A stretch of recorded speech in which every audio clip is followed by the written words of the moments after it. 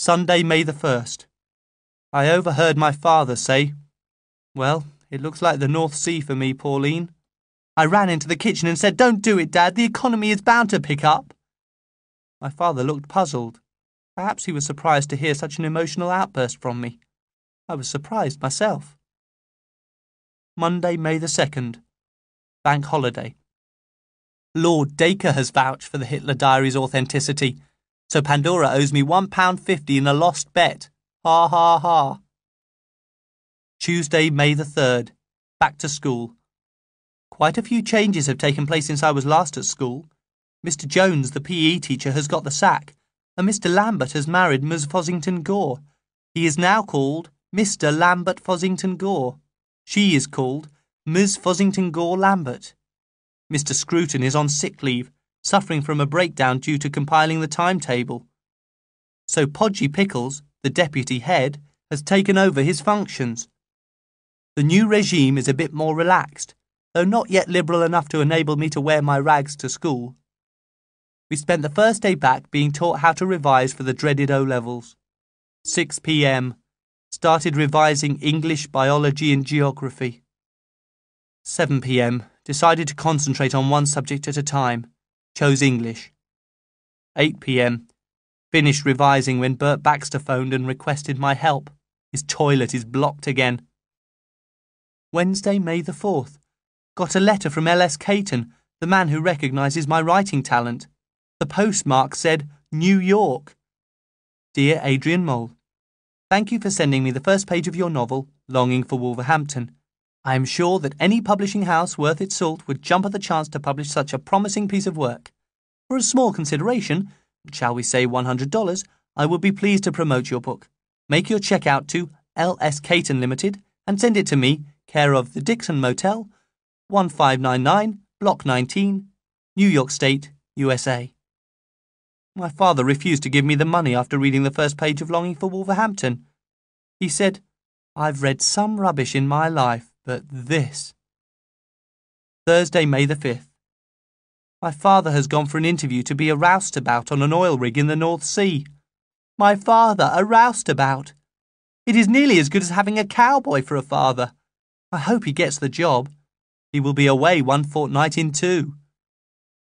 Friday, May the 6th. Yet another disenchantment. The Hitler Diaries are a hoax. I have paid Pandora £1.50. I am dead disappointed. I was looking forward to reading about what maniacs eat for breakfast and how they behave in private. Saturday, May the 7th. Spent all day revising with Pandora in her mother's study. Our house is intolerable because my father is beside himself with grief at being turned down by the oil rig firm. I told him it was a bit premature to buy the check shirts and jeans before he'd been notified that he'd got the job, but he wouldn't listen. Now he owes Grandma £38.39. Sunday, May the 8th. The Sunday Times has printed a grovelling apology to its readers and ex-readers. I will save today's edition and use it to clean up any future dog crap. Adrian Mole does not like being made to look a fool, especially in front of the future Mrs. Adrian Mole, née Pandora Braithwaite. Monday, May the 9th. Mrs. Thatcher has called a general election for June the 9th. How selfish can you get? Doesn't she know that the May and early June period is supposed to be kept quiet while teenagers revise for their exams? How can we study when loudspeakers are blaring out lying promises day and night, and canvassers are continually knocking on the door, reminding floating voters that it's make your mind up time? It's all right for her to announce she is going to the country, but some of us can't afford that luxury. Tuesday, May the 10th. I keep getting anxiety attacks every time I think about the exams. I know I'm going to fail. My overriding problem is that I'm too intellectual. I'm constantly thinking about things like, was God married? And if hell is other people, is heaven empty? These thoughts overload my brain, causing me to forget facts, such as the average rainfall in the average equatorial forest and other boring stuff. Wednesday, May the 11th. Grandma has given me some brain pills as a revision aid. They are concocted from a disgusting part of a bull. She said, Your dead granddad swore by them. I swallowed 2 this morning, but by the afternoon I still couldn't remember the capital of British Honduras. I swore by them as well. Thursday, May the 12th.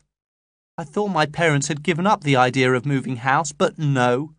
My mother struck terror into my heart and bowels at breakfast time by announcing that after the exams we are going to sell our house and move to a desolate area of Wales. She said, "I want to give us a chance of surviving a nuclear attack." I have written to the council asking to be put on the waiting list. I requested a 2-bedroom flat facing south with balcony and a working lift. Friday, May the 13th. My mother and father are having to negotiate a new marriage contract. I'm not surprised. My father hates Wales. He even complains when it is shown on television. My mother has borrowed ominous books from the library. The Treatment of Radiation Burns, Beekeeping an Introduction, and Living Without Men, a Practical Guide. Saturday, May the 14th, 10 a.m. A bloke in a blue and white pinstripe suit, blue shirt, blue tie, blue rosette has just knocked at the door, thrust his hand out, said, "Julian Price-Pinfold, your Conservative candidate. I trust I have your vote." I was quite pleased to be taken for 18, but I said, "No, you are planning to exterminate the working class." Price-Pinfold laughed like a horse and said, "I say, don't go over the top, old chap. Just trying to trim 'em down a bit." He left his poster, so I drew devil's horns on his head and wrote 666 on his forehead and put it up in the lounge window. Sunday, May the 15th. A bloke in a grey suit, white shirt and red tie has just disturbed my biology revision by knocking on the door and announcing that he is the Labour candidate. He said, "I'm Dave Blakely and I'm going to get Britain back to work." My father asked him if there were any jobs going in the Labour Party headquarters, a sign of his desperation. Dave Blakely said that he had never been to the headquarters, so he didn't know. He said, "I disagree with official Labour policy." My mother harangued him about nuclear disarmament and criticised the Labour Party's record on housing, education and trade union cooperation. Dave Blakely said, "I suppose you're a Tory, are you, madam?" My mother snapped, "Certainly not. I have voted Labour all my life." Monday, May the 16th. A blonde man in a blazer with a regimental badge stood outside the school gates handing out election leaflets this afternoon. I read mine on the way home. The man is called Duncan Mackintosh and his party is called the Send 'em Back Where They Come From Party. Its policy is the compulsory repatriation of black people, brown people, yellow people, tinged people, Jewish, Irish, Welsh, Scottish, Celtic and all those who have Norman blood. In fact, only those who can prove to be pure-bred, flaxen-haired Saxons are to be allowed to live in this country. My mother has worked out that if he came to power, the population of Great Britain will be reduced to 1. Tuesday, May the 17th. Barry Kent has threatened Duncan Mackintosh with grievous bodily harm unless he keeps away from our school. He has joined Rock Against Racism. Barry Kent, not Duncan Mackintosh. Wednesday, May the 18th. The SDP candidate, green suit, orange shirt, neutral tie, nervous smile, has just left our house on the verge of tears after my mother refused to let her kiss Rosie. Thursday, May the 19th. I was shown a blurred picture of a broken-down cottage this morning and asked if I would like to live there. I replied in the negative. My mother said, "It sounds perfect. It's 2 miles from the nearest shop and 55 miles from the nearest American airbase. Wouldn't you like to get up in the morning and feed the chickens, Adrian?" I replied, "I hate chickens. Their nasty beaks and cruel eyes absolutely repel me." Friday, May the 20th. Scruton has retired on the grounds of ill health. Gone barmy. And Podgy Pickles has got his name screwed onto the headmaster's door. I have never been taught by Podgy, but by all accounts he is a nice bloke who talks about his family and informs his class when he's thinking of buying a new car. He took assembly this morning. He had dried egg yolk running down the length of his tie. I know because I was standing next to him. He had called me up to the stage to address the school on why I think school uniform should be abolished. I spoke from the heart, citing my parents' poverty and bringing tears to the eyes of Ms. Fossington Gore Lambert. Saturday, May the 21st.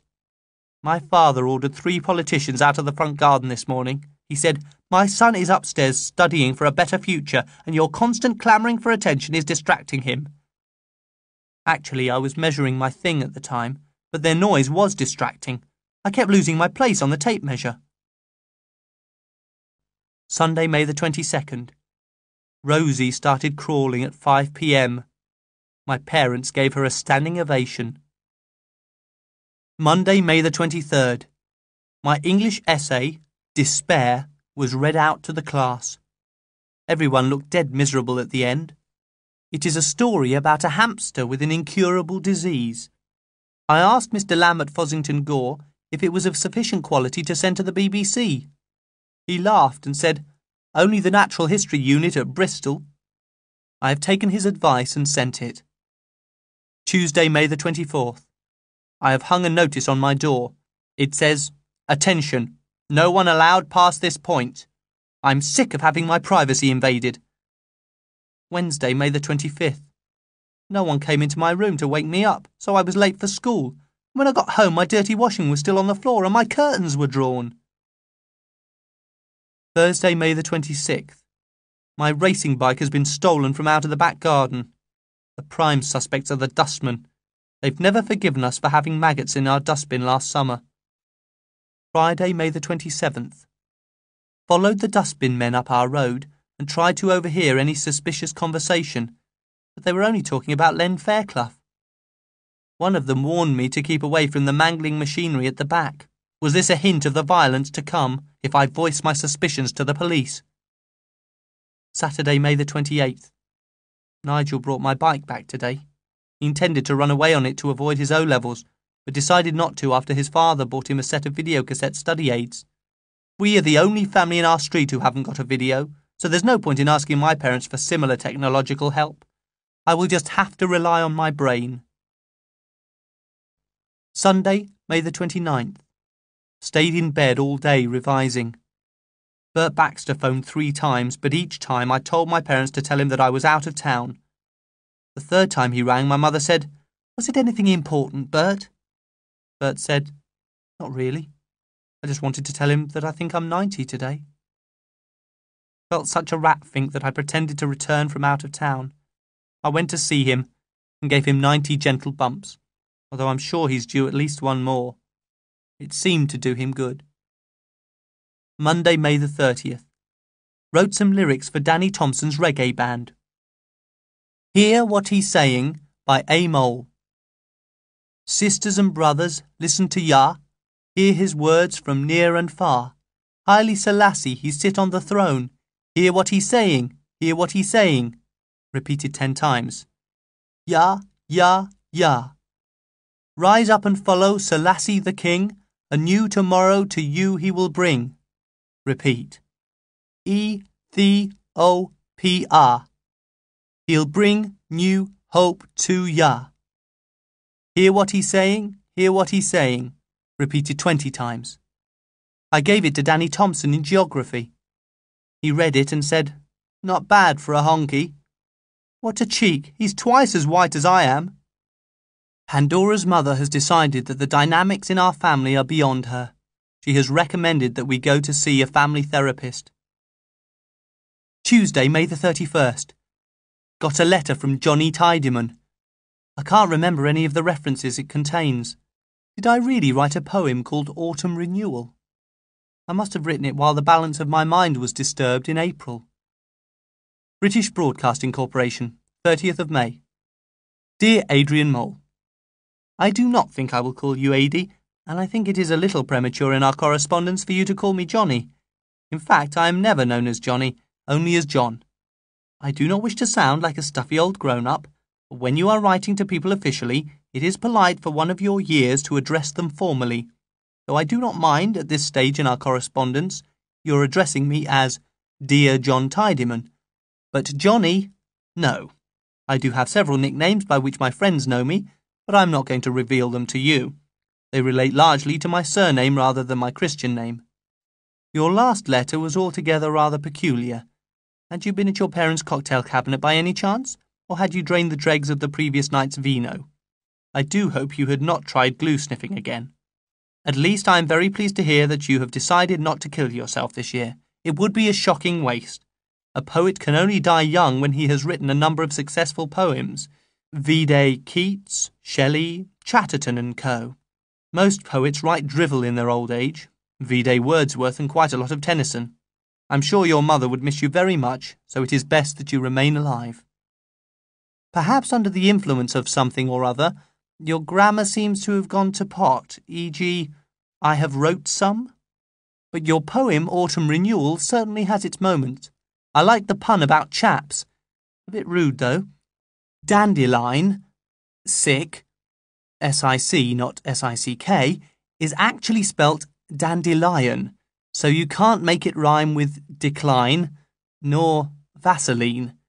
Try as you will. Do not worry about our files. They will be shredded before the KGB can get to them. Your secrets are safe in Ware and Caversham.